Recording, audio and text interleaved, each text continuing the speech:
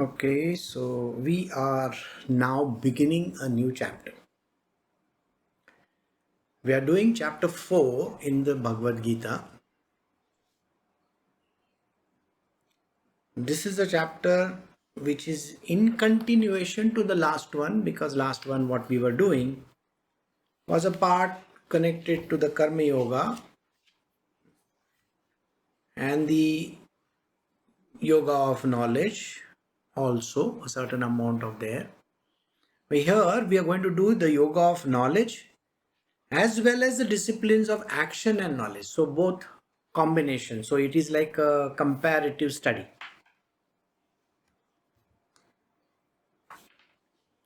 So we are doing a comparison between the two, and you will get an understanding of which is the better one of the two.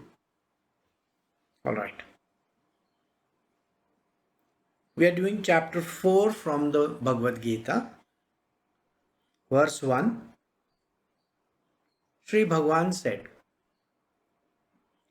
I revealed this immortal yoga to Vivaswan, that is the sun god.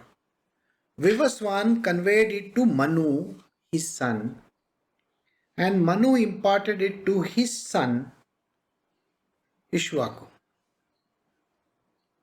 So, this yoga of knowledge has been passed down from God himself. Krishna himself has passed down this entire thing, and he is giving how this whole thing came about.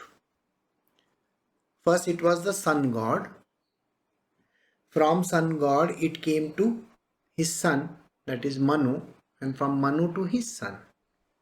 And then from Manu it went on like that. Alright. So what does this tell us?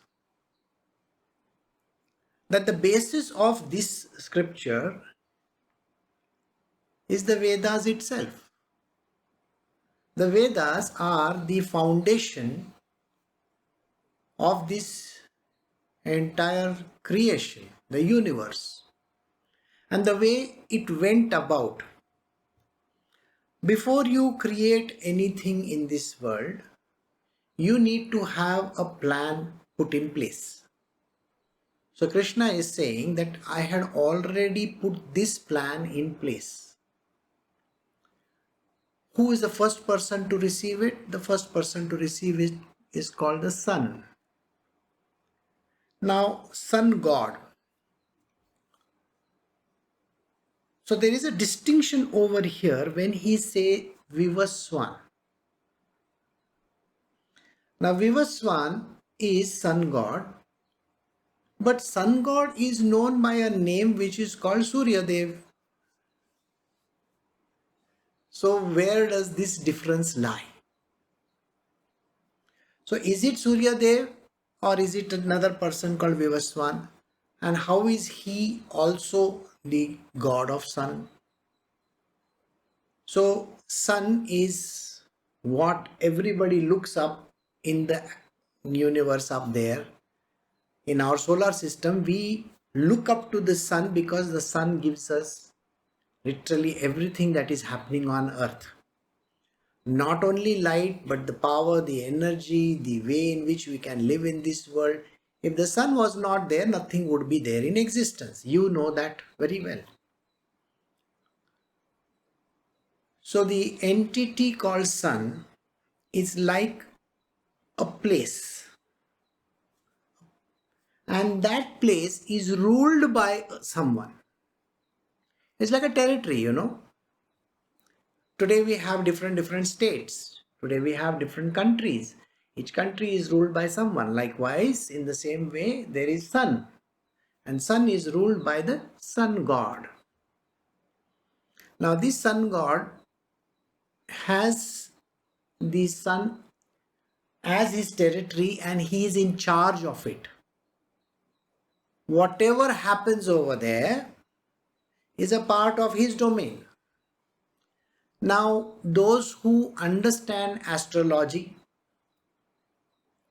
You see, the Western astrologers follow the solar signs. The Indian ones follow the lunar, that is the moon. So they are also controllers of destiny. So sun also controls the destiny. Just like the sun is represented outside in the universe, sun is represented inside us as well. If you recollect, I said there are representations of macro and micro. So in the micro world, the sun would be where we normally place our finger and say this is the solar plexus. Isn't it? We consider the point as solar plexus. Imagine there is the territory called the sun. It is radiating on all the sides. The sun is the one which gives us the power, the energy to run the whole system, like this universe. In the same way, the sun inside our being also runs the body. One eye is the sun and one eye is called the moon.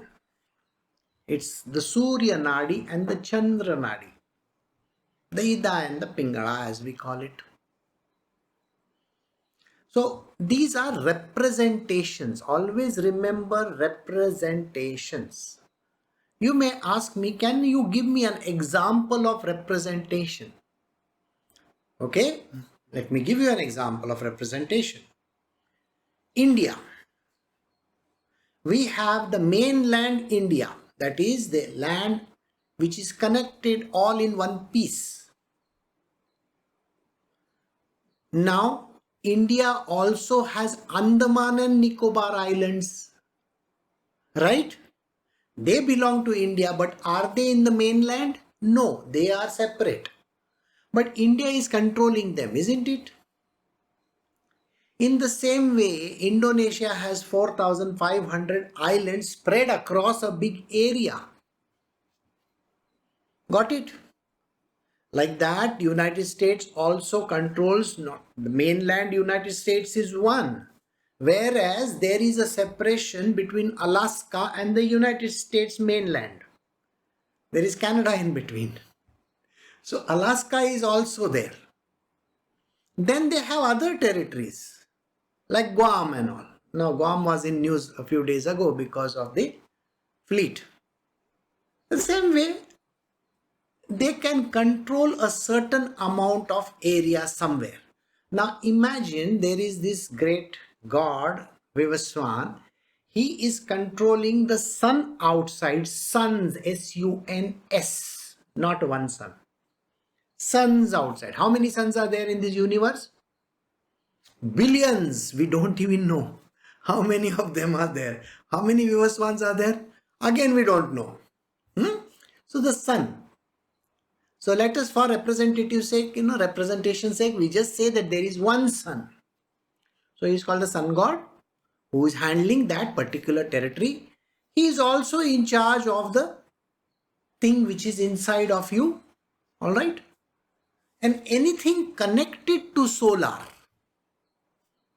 including your destiny. You understand? Destiny is also there. You make an ephemeral chart. Kundali as we call it, and then you say, oh, the sun is here and this has happened and that has happened. Exactly. So he also controls a certain amount of your future. It is all coded. The astrologers will be in a position to decode it for you. So I am just decoding the verse for you to get you an idea that first the groundwork was laid down and it was explained to the sun. Who has given birth to us? The earth, I mean. Who has given birth to the earth? The sun only. This solar system has been a part of that sun only. The whole thing was just forming. Yeah, we have all come from there. So, if you look at it, we are a part of one big family. Likewise, in the same way, the sun is the main parent for the creation of this entire world. Now you may say, how does that work? Look at it. Where is the solar plexus? The solar plexus is in such a place where the creation happens. The egg, they get created in that area itself. So the entire thing is under him. He's the ruling factor there. Because there is a very big nervous system over there. There is a whole load of system working out from there, and it is called the center of that particular location. Okay, so no, I don't want to go further than this. Okay, Vivaswan conveyed it to Manu. Manu is called the firstborn. He was born first on this earth. Now Manu's creation is there in the Quran. It is written how he was created. In the Bible there might be something else. In some other scriptures there might be something else. So there was the firstborn. Let us go at that. And then he imparted it to his son. So he had a son. So his son was Ishwaku. It was a creation of a sun race of the sun. You remember, in most of the places in the world, there are the different races. RACES, races. So there is a sun race. Like that, there are various races. So we are going to do verse 2. Bhagavad Gita, verse 2, chapter 4. Thus transmitted in succession from father to son Arjuna, this yoga remained known as the Rajarshis, that is the royal sages yoga. Through long lapse of time, this yoga got lost to the world. Alright. Now, what happened in our times? Understand that everything gets lost, just like the language. Today we have lost so many languages. I was reading about the apple. Now, there were 4,500 varieties of apples just in the state of California. How many of you know that? Nobody knows that. We just know a few of them which we count on our fingertips and say, oh, these are California apples. Okay, fine. You see, what happened was, there was a group of scientists who decided that there were so many varieties available, so can we find out? So they started tracing back the history of suppliers. Somebody used to supply them to the marketplace. All these farmers' fairs and this and that. In olden times, there were the farmers' fairs. So they went back, dug up the records, and they were able to locate certain number of farms where these apples could have grown. So 2 months ago, before the start of the pandemic, the scientists discovered 10 new varieties of apples. Rather, I should say the 10 old varieties of apples in one farm. Now they are going to cultivate them because these are unique varieties. Just like these apples are lost, there are lots of creatures in this world which get lost. Like the dodo bird, it's called the flightless bird. It has no wings as such. So the dodo bird is lost. How many things do you know? Dinosaurs and so many of their kind are also lost. We don't know their existence. There's a particular place in Russia where they found a small piece of a bone, a finger bone, of a girl. Now the DNA analysis was done, and this happened a couple of years ago, and now they found the entire skeleton. They are 2.5 times our size. Can you imagine a human being 2.5 times our size? How does that look like to you? And by the way, it is a human DNA. Remember that. So that means there were creatures who were taller than that.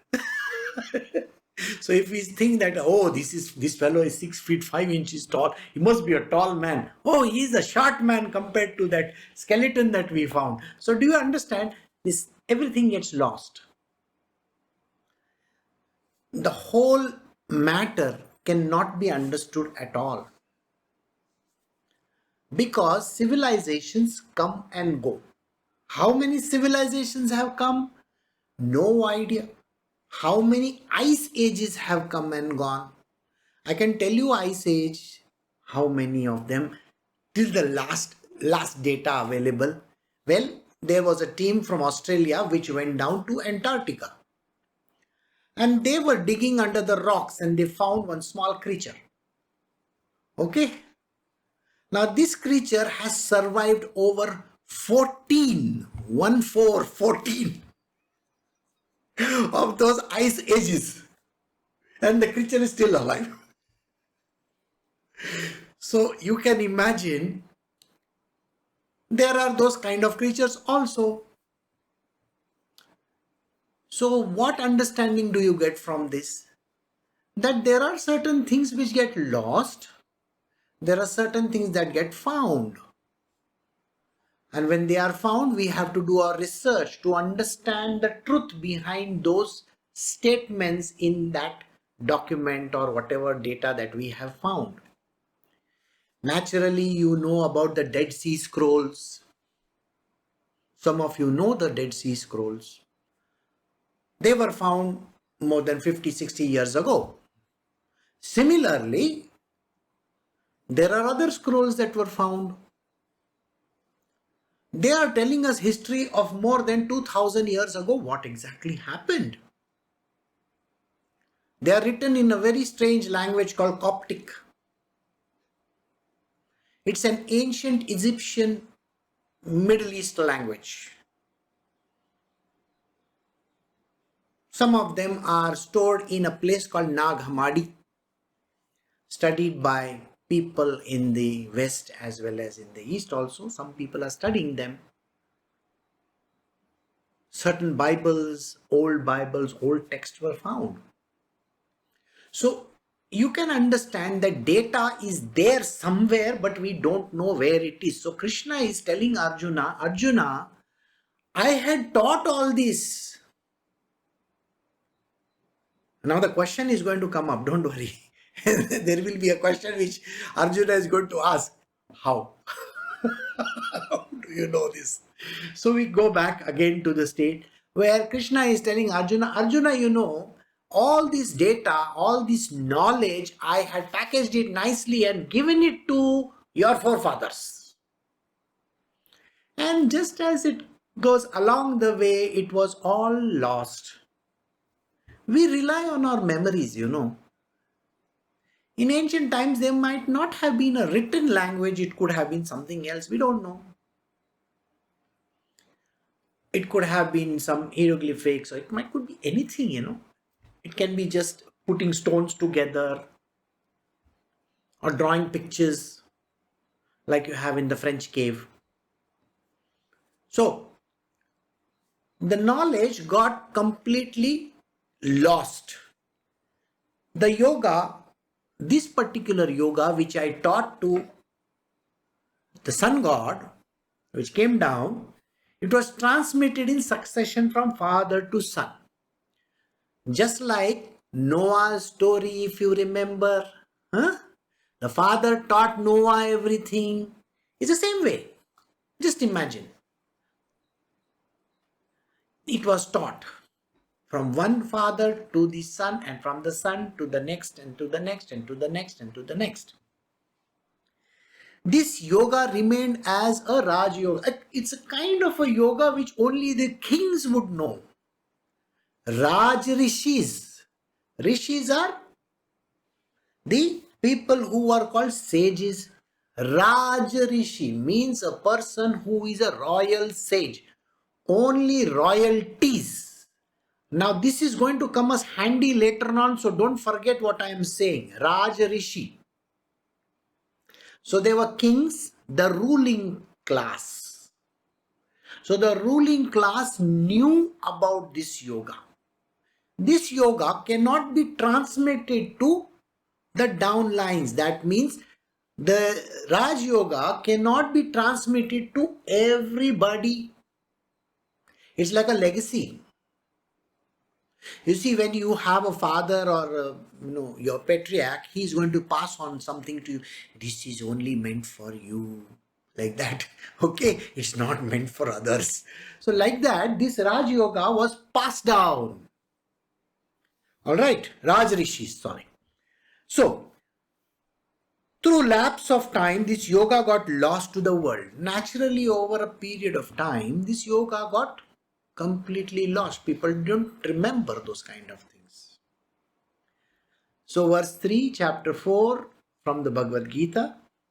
The same ancient yoga, which is the supreme secret, has this day been imparted to you by me, as you are my devotee and friend.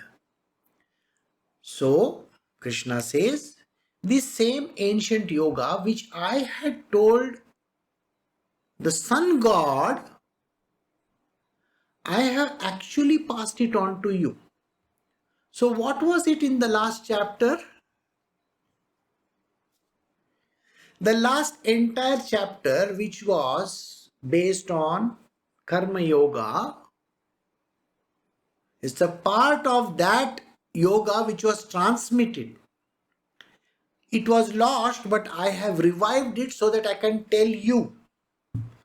Now you are sitting in the satsang over here, you should understand that I am also telling you the same thing. So this ancient yoga, which is the supreme secret, has this day been imparted to you by me. So Krishna says, I have now imparted this yoga to you. Ask yourself this question. Did you understand? The answer will be, what were you talking about? What yoga did you say? I don't recollect. You see, you don't recollect is because it was told to you slowly, but yet the percolation doesn't happen. The same sentences will be repeated again.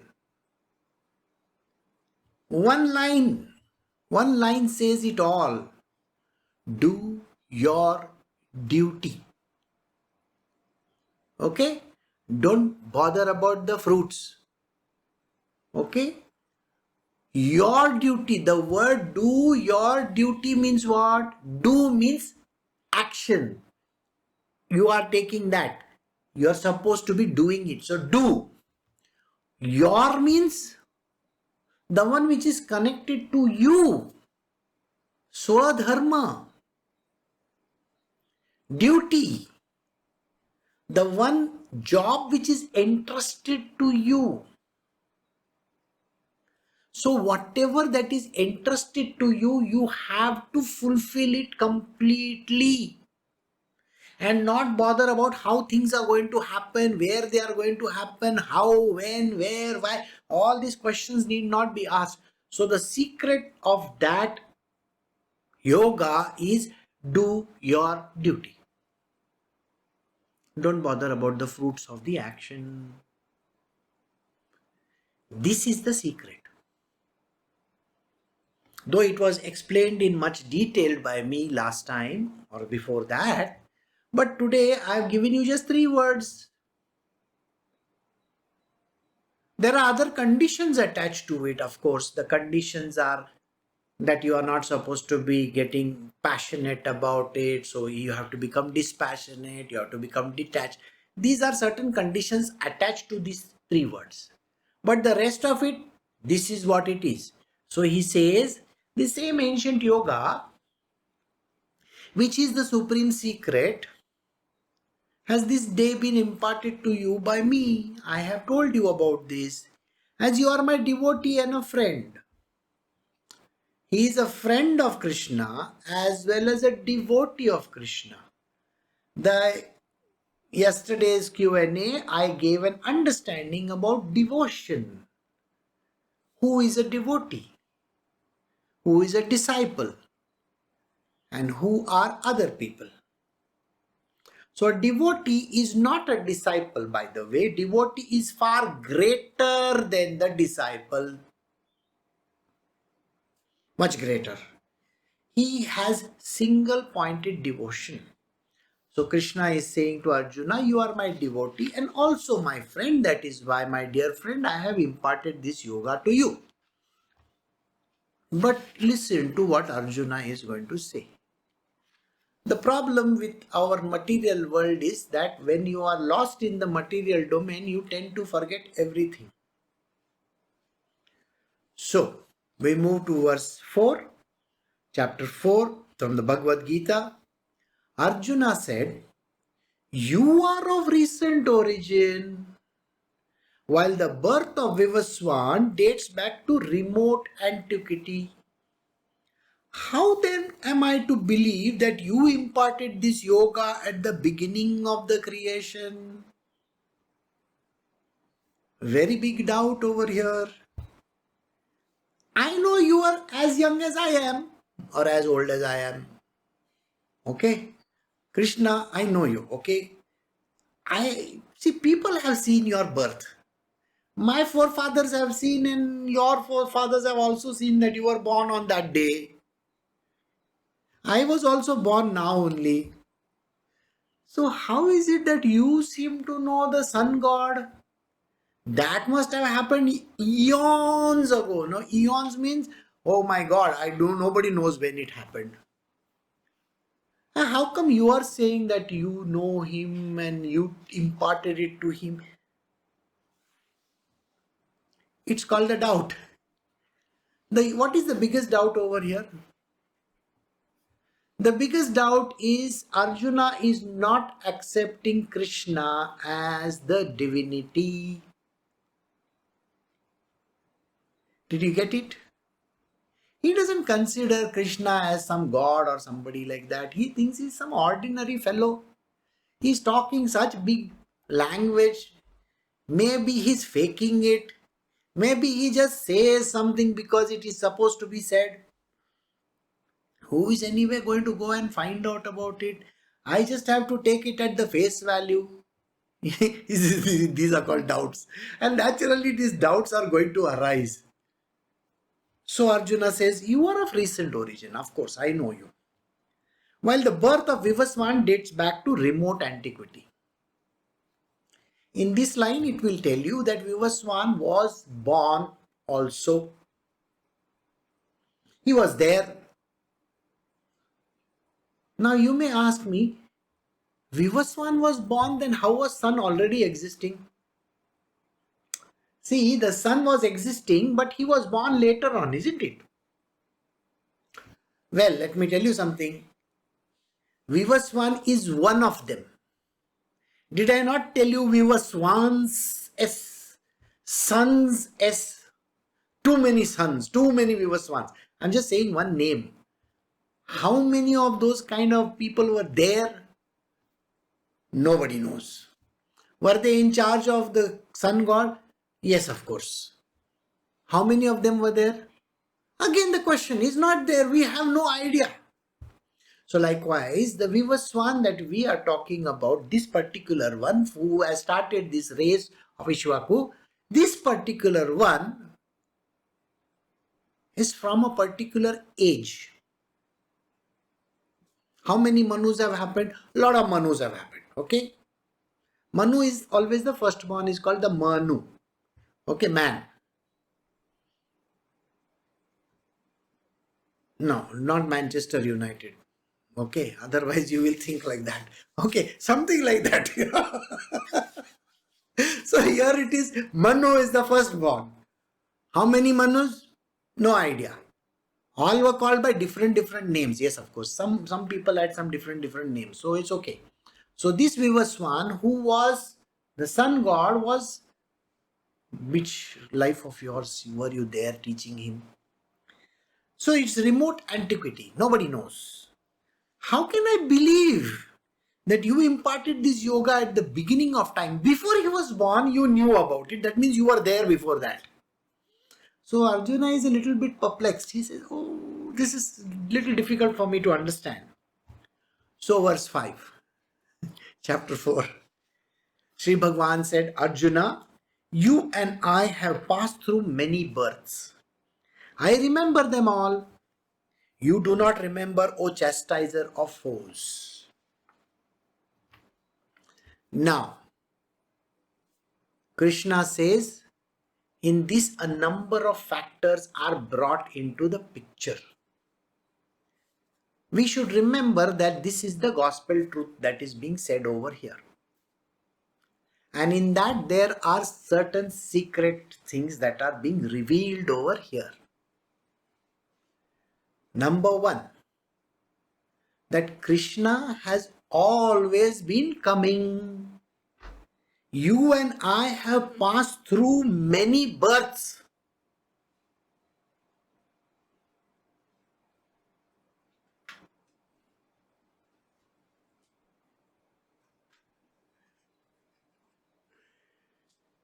So you and I have passed through many births means what? You were born and I was also born. Now the question may arise over here. Krishna is ever perfect, right? If Krishna is ever perfect, why does he have to take birth? Truth, isn't it? He shouldn't be taking birth. He might send his, flunkies. You say flunky. Okay, you go and handle my case. Go. His lawyers, go. You go and handle this. No, but Krishna himself came. And then in many of his lives, he has to meet his master, his guru. And then he has to learn about realization. And then he has to go towards realization. What does it tell you? And what does it tell you that Arjuna was also born constantly? So the answer here is Krishna has taken numerous births. Okay? Many a times he has come through certain bodies. Many a time he has appeared just like that, through somebody's body. Many a time he has taken a form which is different than a human form. That is why you can remember there are different avatars. Like the Matsya avatar, the fish avatar that is there. Yes, he can come like that also. And then Arjuna has also come. So if Krishna is a fish avatar, Arjuna is going to be what? A crab? He is also going to be a fish, isn't it? No. In every avatar of his, he has taken a particular form and he has come like that and he has always been around, coming and going, coming and going. What does that teach you? Doesn't that teach you that it is not important to go towards what is called as liberation?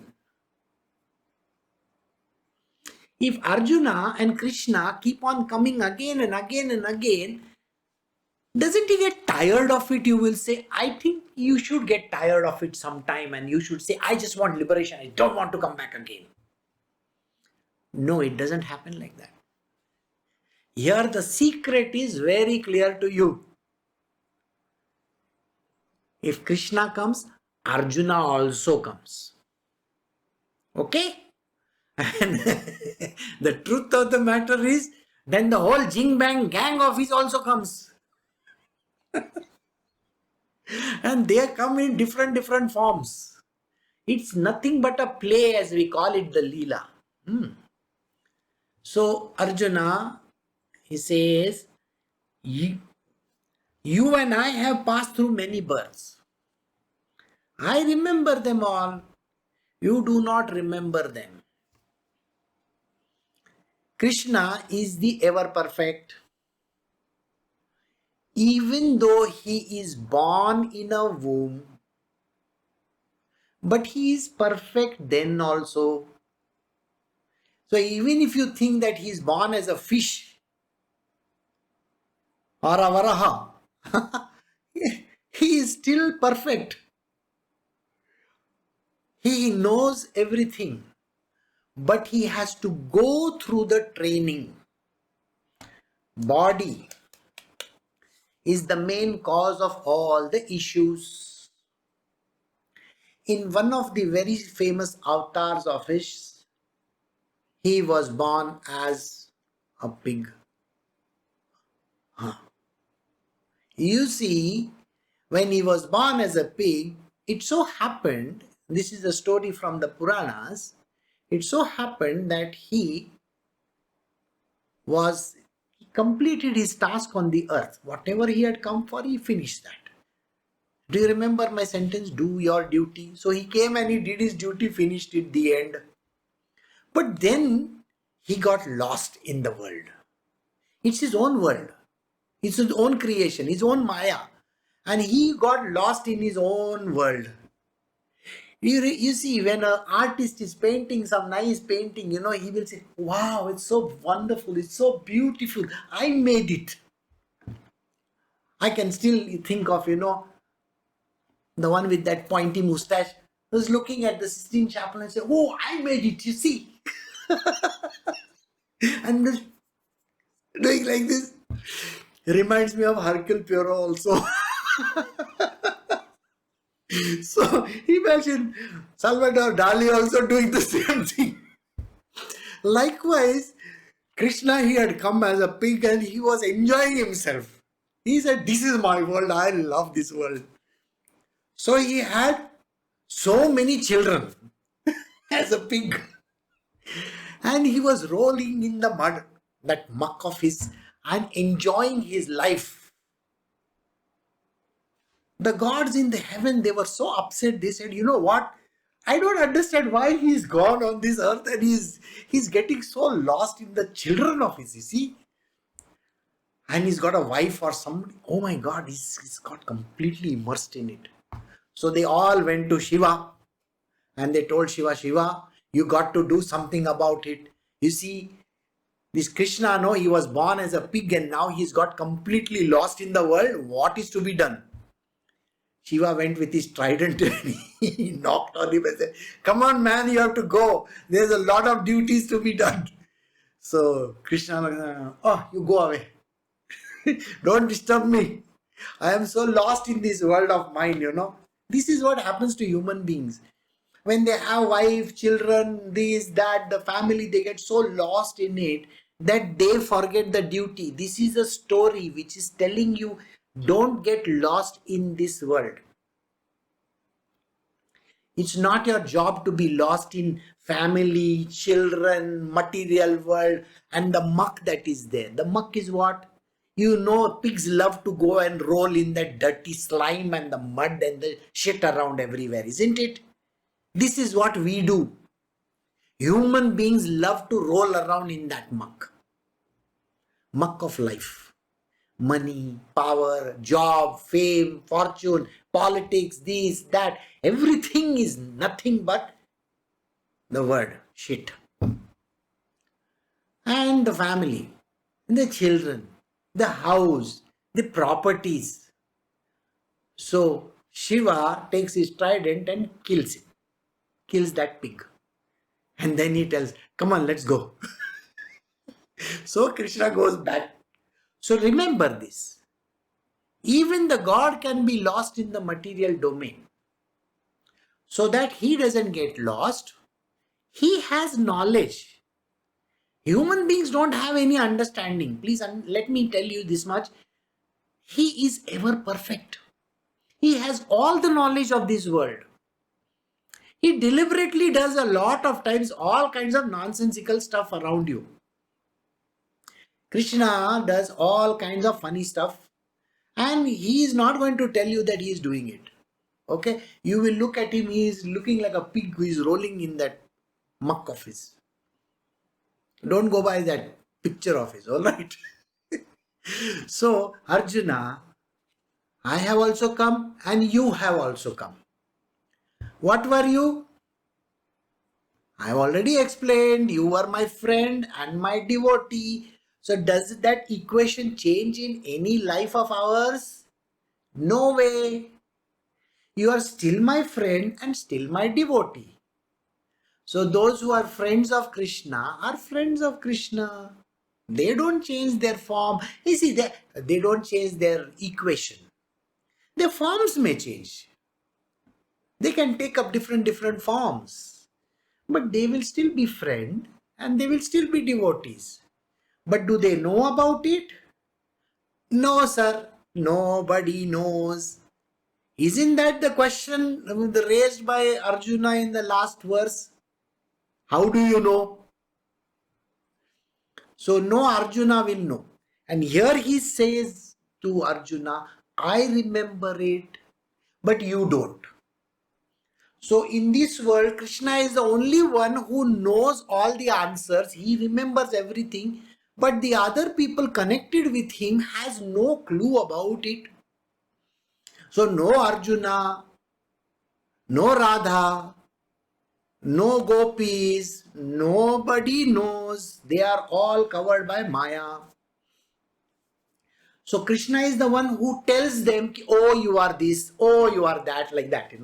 It's an understanding.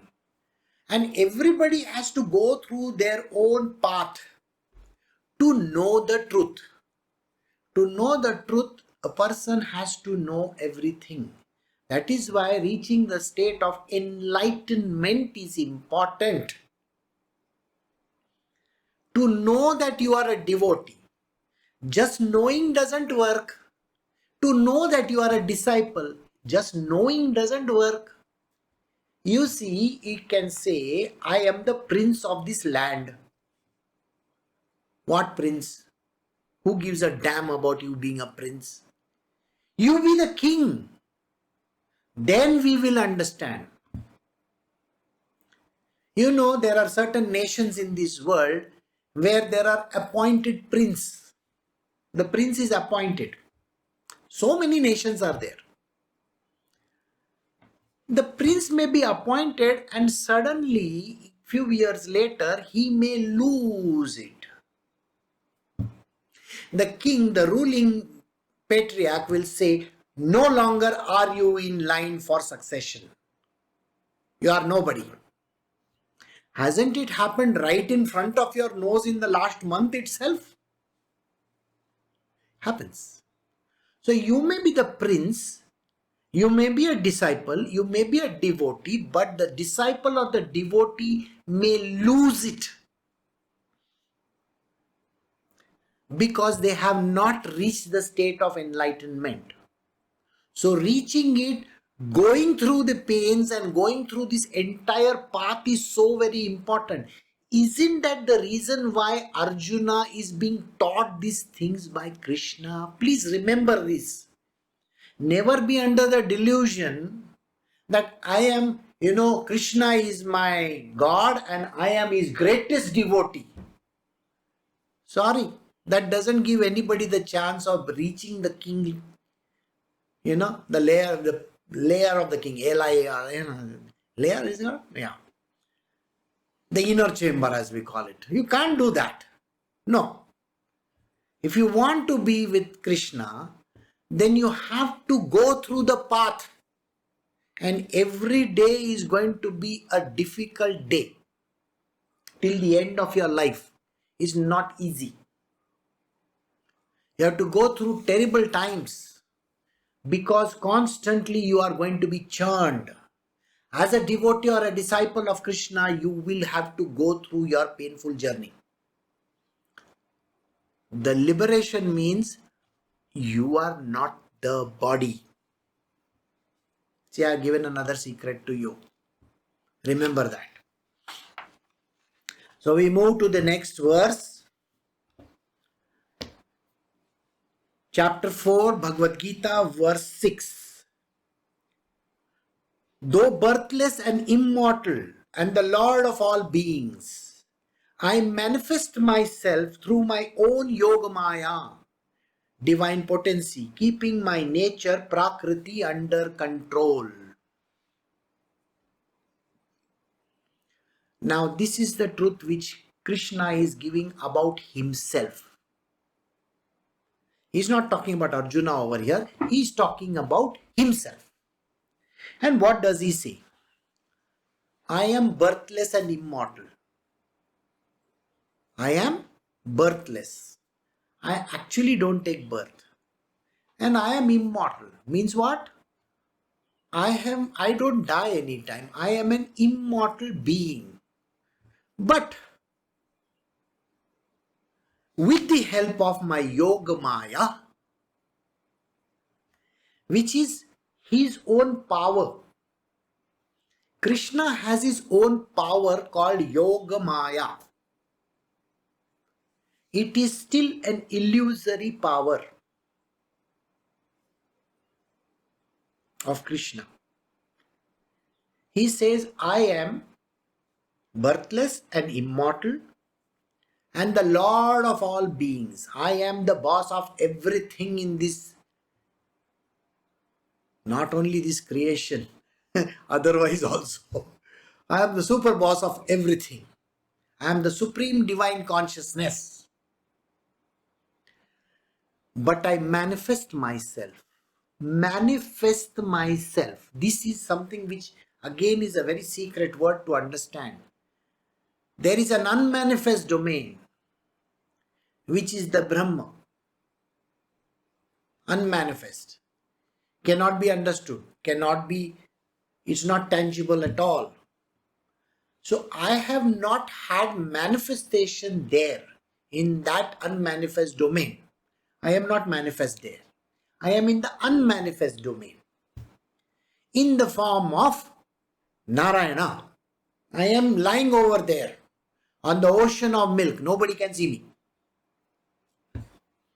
Then as a manifest, I create myself into a form. I myself create a form of myself. That means I take up a form. Do you understand this? No. Okay.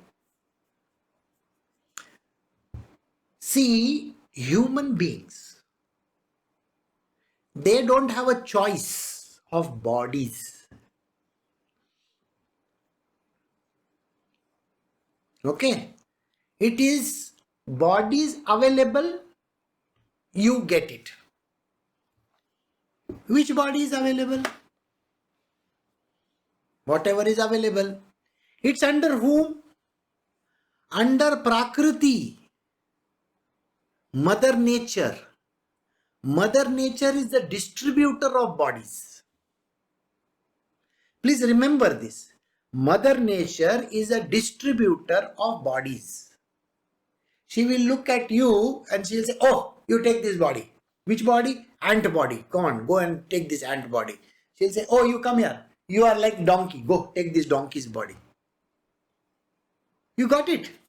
So the distribution of bodies is under the domain of Prakriti. Nobody can overrule Prakriti. Please let me tell you this much. You can't go and decide, oh, I want, this time I need a human body. I have to become the supermodel of the year. No. The Prakriti, Mother Nature will say, of course I'll make you supermodel of the year. I'll make you a crow supermodel, don't worry. You will caw very nicely. So, that's stupidity, isn't it? So you can't have your own, I want to be this, I want to be that. No. Now in this verse, there is a lot of secret being told to you. So let me decipher that thing for you. First, Prakriti is the one who gives the body. Understood? Second, you have no choice. Dissipation of karma it goes with the body. Suppose you have a certain karma which goes with the body. You have a body, that dissipation of karma will be given to you. This is your package. Okay, it's like when you join the army, you know what you're supposed to do. You will get your uniform, you will get your beret, you will get your cap, you will get this, you will get that, you will get boots, you will get your gun. Now you may say, no, I don't want this gun. This gun is not good. It's very old. Who are you to tell us that? You think the government is going to listen to you? You think of yourself as some great person? Sorry, boss, you have joined as a soldier. We are going to give you only this load and fire rifle, No, but I want a .38, I love doing that. It doesn't go with your order and your rank. No, sorry. This is what you will get. You want to use it, otherwise get out. So Mother Nature is exactly like this. You will be given the uniform, you will be given your bunk bed or whatever bed that you have got. You cannot decide that I want an air-conditioned room. Got it? It's all a package deal. You come with a package and you have to take it and you have to go. It's like going to a jail. You understand? Jailbirds, orange color garments and all those kind of things. Just imagine you're going to go like that. So next time, you're going to be bald and toothless. Go. But I don't want to be bald and toothless. I was thinking about the vulture, not a human being. You're thinking you're going to be a human? Bald. So, sorry, the bald eagle maybe. Those. But I hope you get that point. Mother Nature is going to decide for you. You have no choice. Second, he says, but in my case, Krishna says, but in my case, I am deciding everything. Because Mother Nature is my own nature only. She's under me. She listens to whatever I say. Correct? I don't influence her. I am not going to influence her, say that, okay, he's my best friend. Arjuna is my best friend. This time you don't give him a donkey's body, give him a human body. I'm not going to say that. No. If you have to appear like a dog also, no, it doesn't matter. What? Did you get what I'm saying? See, Arjuna may come as a dog. And you will say, if Arjuna is coming as a dog, then Krishna, what are you coming as? Don't worry, I'm going to come as Dattatreya. So did you get the answer? So it is all like this, all very strangely worded. We should never try to ask him, okay, what are you going to give me? No point.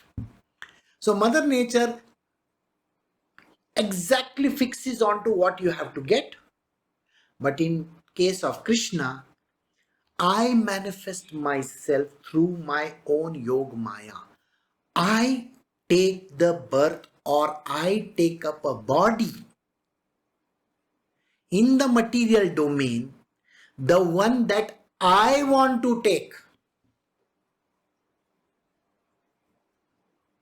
Doesn't that tell you something? So now please understand this. Krishna decides on the body, which he may take up as a manifestation. He may take up an ant's body for all he cares. It's his choice, no? So Krishna has this great choice of doing whatever he feels like doing. You may ask me, why does he do that? We have not come to that verse again. So when we come to the verse, I will tell you. But till just now, please remember, these are couple of secrets that are divulged in this. Number one, you don't have a choice over bodies. Number two, Mother Nature is the one who decides on the bodies. Number three, it's the Yoga Maya, which is the power of Krishna, which is the one who will put you in that place. So if you are a devotee of Krishna, please remember this. If you are a devotee of Krishna, and if Krishna is coming in a particular form, then that particular form will be selected by Mother Nature for you. Got the gist of things? Example? Very good. You see the gopis of Vrindavan. Golok Vrindavan. There are gopis over there. By the way, there are no male gopis there, okay? Only female. Now is going to be the law of the females only. We have entered Kali Yuga. Those who have seen my update, you see, some of you asked me the question, what have you written? I was just saying, I just put on the switch. Tick, like that. Okay. Now the world is all of women. Now don't worry, this is just the coronavirus is only one happenstance. It's a kind of a thing is happening. What's going to happen in the future? Very slowly, this world is being taken over by Kali. Okay, let me come back to our story. So, what are you supposed to be? It's all coming in a particular manner. So, whatever form Krishna takes, Krishna appeared like Dattatreya also. You know that. Krishna appeared even like a sage called Kapila Muni. That also you know. He has appeared in various forms. He has appeared like a lion, half man. Narsimha Avatar. He has come in various forms. So when he has come in that form, his devotee may come in some womb. Some womb. It's not known where. Remember Prahlad. Prahlad came from the womb of the Rakshasas. His father was a Danav, demon, and demonical nature. So, who is given that womb? Prakriti, Mother Nature. So, you can't mess around with her. Please remember this. She is the one who doles out all this. And that Krishna is not going to recommend anything. He is just going to say, see, I am going to appear as this. Prakriti, you do the rest of it. He's just given her an order and she executes it. That's it. So, all these devotees, they come and they are always under the cloak of ignorance. Please remember this. All devotees of Krishna are under the cloak of ignorance. They have no clue. No idea whatsoever. It is only when they get the knock, are you there? That time they will wake up. But if they have to go back into the shell once again, he'll say, okay, now you go back. That is the case. So, what does Krishna do? He manifests himself. He himself decides which part or which body or which womb he is going to take and for how many days he is going to be there, how many months or how many years or what is the time period he is deciding, not anybody else. He decides on everything. And then what does he do? He uses his Yoga Maya. Yoga Maya is called the illusive potency. He creates, sound effects. He creates this very beautiful scene around everything. He will come up with a story which is the most implausible story in the world. I mean, you will really wonder, is that true? Don't worry, it is true. A very, very implausible story. And he is suddenly taking birth somewhere. Or he may be suddenly plonking himself over there. Oh, here he has come. So he does that. Keeping my nature under control. So please remember this. He keeps his nature under control. The nature is under his control constantly. How does he use it? That is a big question. So we have to now come to the end of this particular verse and we have to stop over here. So the mystery continues, like this. Do it in the serials. I think I also have to use those kind of gimmicks. And the story continues. Next week, same time, same place. So anyway, the Krishna's mystery story will continue next week and I will see you all. Take care. Stay indoors. Bye. Have a nice day.